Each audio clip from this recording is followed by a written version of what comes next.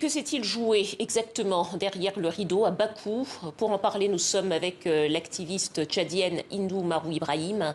Bonsoir, merci d'être avec nous. Alors vous êtes tout juste de retour d'Azerbaïdjan, de retour de la COP29. Alors vous êtes présidente du Forum des Nations Unies sur les questions autochtones et membre de la délégation tchadienne à la COP29. En tant que porte-voix des populations autochtones, qu'est-ce que vous pensez de l'accord qui a été signé?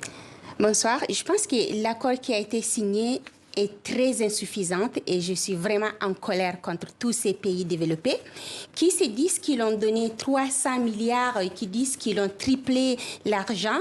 Or, sur le terrain, ce qui se passe, c'est complètement différent.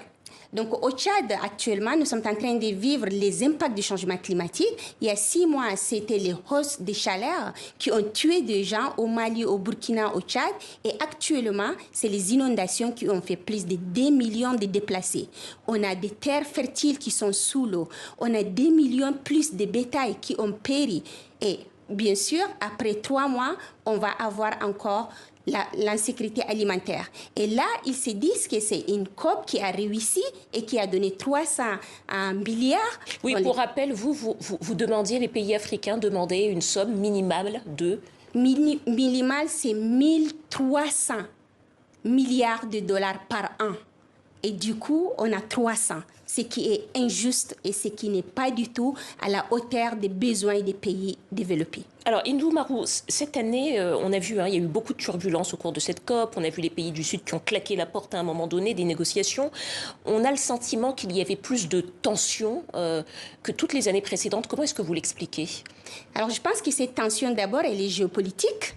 Parce que vu que ce qui se passe à Azerbaïdjan et ce qui se passe dans d'autres pays est en train de se passer pendant les négociations. Et or, ce n'est pas une question politique, c'est une question climatique. Et la question climatique, elle est mondiale. Ce qui se passe dans tous les pays, même les pays développés, ce qui s'est passé en Espagne, on l'a vu. Mais ils ont tout oublié et ils ont mis la question géopolitique pour jouer sur nos vies et nos survies. Le dérèglement climatique, vous dites ce qu'on a vu en Espagne, les inondations qui touchent donc beaucoup de pays.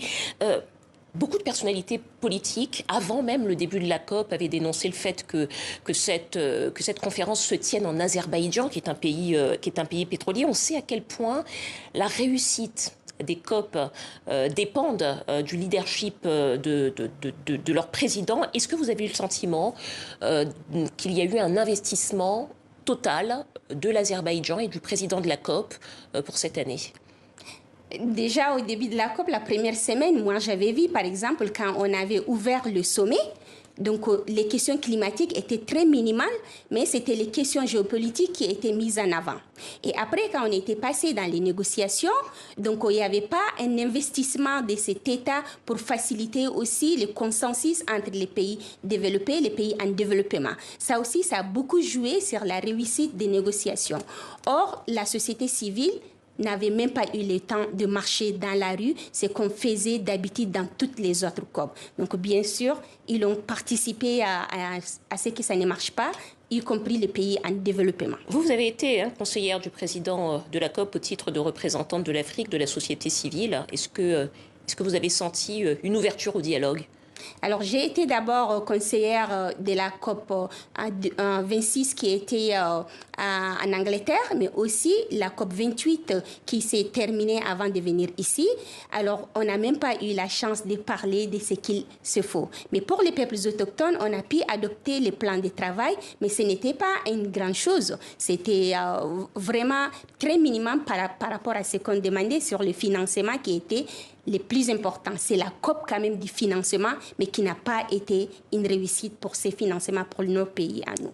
Dernière question, Madame Marou Ibrahim. Au fil des ans, on le voit, on l'a constaté, il y a de plus en plus de monde dans ces COP, mais il y a rarement des avancées spectaculaires. J'ai envie de vous poser la question de façon assez brutale. À quoi est-ce que ça sert finalement aux pays africains d'être présents dans ces COP, dans ces conférences sur le climat? Il est très important d'être quand même dans ces conférences climatiques, même s'il y a en plus les gens qui participent, parce que c'est les endroits où on se rencontre avec d'autres États, avec d'autres pays, sans prendre des rendez-vous ou faire des grands voyages dans ces endroits. Et c'est un endroit aussi où on se rencontre en tant que la société civile pour s'échanger, parler des réels projets sur le terrain. Par exemple, moi, quand je rencontre aussi d'autres partenaires, je partage ce que je fais avec les femmes qui ont eu le droit à la terre. Et ça les intéresse aussi pour pouvoir venir chez nous et investir. Merci à vous, Hindou Marou Ibrahim, membre de la délégation tchadienne à la COP29 de retour de Bakou. Merci à vous.